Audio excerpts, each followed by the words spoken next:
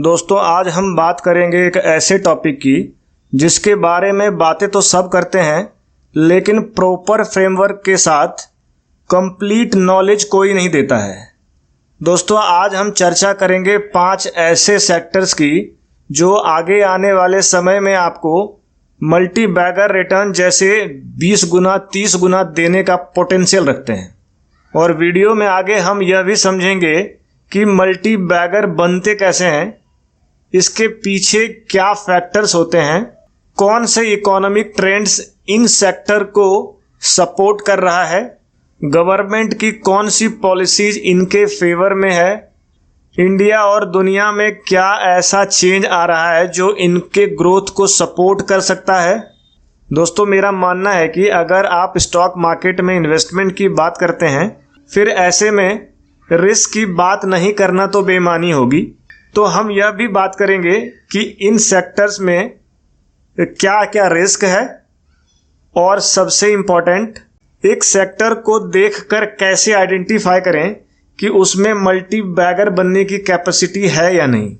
अगर आप long term investing में बिलीव करते हैं तो यह वीडियो आपके लिए बहुत ही वैल्यूएबल होने वाली है, तो वीडियो को एंड तक जरूर देखिए। वीडियो में आगे बढ़ने से पहले स्टैंडर्ड डिस्क्लेमर कि यह एनालिसिस केवल एजुकेशनल पर्पस के लिए है।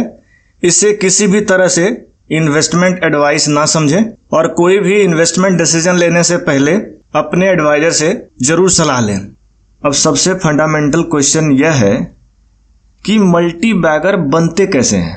आज मैं सबसे पहले एक मिथ क्लियर कर देना चाहता हूं कि मल्टी बैगर केवल लकी स्टॉक पिक करने से नहीं बनते हैं। असल में मल्टी बैगर तब बनते हैं जब पूरा सेक्टर ही सालों तक ग्रो करता है। और एक मल्टी बैगर के लिए 4 चीजें बहुत कॉमन होती हैं।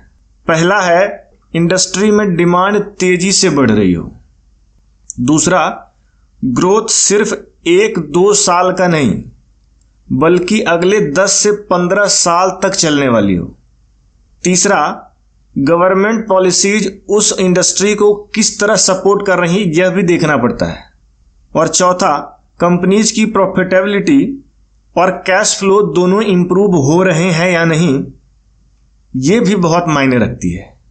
जब ये चारों फैक्टर्स एक साथ मिलते हैं तब वेल्थ क्रिएशन के चांस सबसे अधिक हो जाते हैं। अब चलिए देखते हैं उन 5 सेक्टर्स को जो मेरे एनालिसिस के हिसाब से अगले 8 से 10 साल में मल्टी बैगर अपॉर्चुनिटी क्रिएट कर सकता है। पोटेंशियल के हिसाब से इसे हम इंक्रीजिंग ऑर्डर में देखेंगे। जिसके पोटेंशियल कम उसे पहले और जिसके पोटेंशियल ज्यादा उसे हम बाद में देखेंगे। तो वीडियो में बने रहिए। दोस्तों अगर इस वीडियो में हम 5 सेक्टर को कवर करेंगे तो वीडियो बहुत लंबी हो जाएगी, इसलिए आज हम इस वीडियो में केवल 2 सेक्टर को जो नंबर 5 और नंबर 4 का है उसे देखेंगे। बाकी जो 3 सेक्टर बच जाते हैं उसे हम अगले वीडियो में देखेंगे। सबसे पहला सेक्टर है health care and life sciences. यह एक ऐसा सेक्टर है जहां डिमांड रिलेटिवली इकोनॉमिक साइकिल से इंडिपेंडेंट रहता है। इसके जो ग्रोथ ड्राइवर हैं वो है एजिंग पॉपुलेशन, कि इंडिया की जो पॉपुलेशन है अब धीरे धीरे एक एजिंग पॉपुलेशन की तरफ बढ़ेगी। राइज इन लाइफस्टाइल डिजीजेज, दिनों दिन लाइफस्टाइल डिजीज बढ़ती जा रही है। इंक्रीजिंग हेल्थ इंश्योरेंस पेनिट्रेशन, अब ज़्यादा लोग हेल्थ इंश्योरेंस लेने लगे हैं, इससे भी हेल्थ सेक्टर को पुश मिलता है। मेडिकल टूरिज्म, अब बाहर से लोग इंडिया में मेडिकल ट्रीटमेंट के लिए आते हैं, यह भी बढ़ने लगा है। बायोटेक एंड प्रिसीजन मेडिसिन, ये भी एक ग्रोथ फैक्टर है।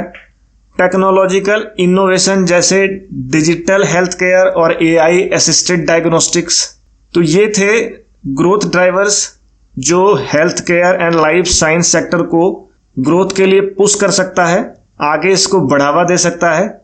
अब सबसे इंपॉर्टेंट सवाल यह है कि सेक्टर क्यों मल्टी बैगर क्रिएट कर सकता है। Health care demand rarely decline होंगे। इंडिया की फार्मास्यूटिकल मैन्युफैक्चरिंग स्ट्रेंथ वॉल्यूम के हिसाब से इंडिया आज 3rd लार्जेस्ट मैन्युफैक्चरर है फार्मास्यूटिकल में। फार्मास्यूटिकल एक्सपोर्ट भी ग्रो कर रहा है। Increasing per capita health care spending भी बढ़ रहे हैं। High margin speciality drugs and medical devices, ये सारे फैक्टर्स एक ही तरफ इशारा करते हैं कि आगे आने वाले 8 से 10 सालों में यह सेक्टर कई गुना ग्रो हो सकता है। लेकिन दोस्तों यहाँ पे कुछ रिस्क भी है। सबसे पहला risk US FDA regulatory actions. US market इस सेक्टर के लिए हाई ल्यूक्रेटिव मार्केट है। यूएस में US food and drug administration के ऑथराइजेशन के बिना वहां फार्मास्यूटिकल प्रोडक्ट बेचना नामुमकिन है, इसलिए इसका असर एक्सपोर्ट पर पड़ता है। यूएस एफडीए ड्रग प्राइसेस को भी कंट्रोल करते हैं और इसके अलावा पेटेंट एक्सपायरीज और high research and development cost, क्योंकि यहाँ रिसर्च एंड डेवलपमेंट कॉस्ट बहुत ज़्यादा हाई होती है। अब कुछ ऐसे की इंडिकेटर्स को जान लेते हैं जिससे पता चलता है कि सेक्टर ग्रो कर रहा है या नहीं। सबसे पहला है health care spending as percent of GDP, कि हेल्थ केयर का स्पेंडिंग जीडीपी के हिसाब से कितना हो रहा है, बढ़ रहा है, घट रहा है। फार्मा एक्सपोर्ट्स के नंबर, ये भी एक इंडिकेटर, फार्मा एक्सपोर्ट्स ये एक स्ट्रॉन्ग इंडिकेटर है। हेल्थ इंश्योरेंस पेनिट्रेशन, जब हेल्थ इंश्योरेंस बढ़ता है तो हेल्थ केयर सेक्टर की प्रॉफिटेबिलिटी बढ़ने के चांसेस बढ़ जाते हैं। हॉस्पिटल ऑक्यूपेंसी रेट, जब हम इस सेक्टर में इन्वेस्टमेंट करने की सोचते हैं तो हमें इन की इंडिकेटर्स को ध्यान में जरूर रखना चाहिए। दोस्तों अगला सेक्टर है डिफेंस एंड एयरोस्पेस। आज इंडिया केवल डिफेंस इंपोर्टर बनकर रहना नहीं चाहता। ऑपरेशन सिंदूर के दौरान इंडिया को रियलाइज हो गया कि डिफेंस टेक्नोलॉजी एंड मैन्युफैक्चरिंग के लिए दूसरे कंट्री के भरोसे रहना कितना खतरनाक हो सकता है। अब डिफेंस एंड एयरोस्पेस के सेक्टर में इंडिया आत्मनिर्भर होना चाहता है। इसके लिए डोमेस्टिक मैन्युफैक्चरिंग पर काम हो रहा है और एक्सपोर्ट पर भी इंडिया का फोकस है। इस सेक्टर के जो ग्रोथ ड्राइवर्स हैं, चलिए अब हम उनकी बात करते हैं। सबसे पहला राइजिंग जियोपॉलिटिकल टेंशन। आज पूरे विश्व में कहीं ना कहीं कोई ना कोई युद्ध होता ही रहता है। जियोपॉलिटिकल टेंशन बढ़ने के चलते इस सेक्टर में एक डिमांड क्रिएट हो रही है। कंटिन्यूअस मॉडर्नाइजेशन, 21वीं सदी में वॉरफेयर का डायमेंशन बदल गया है।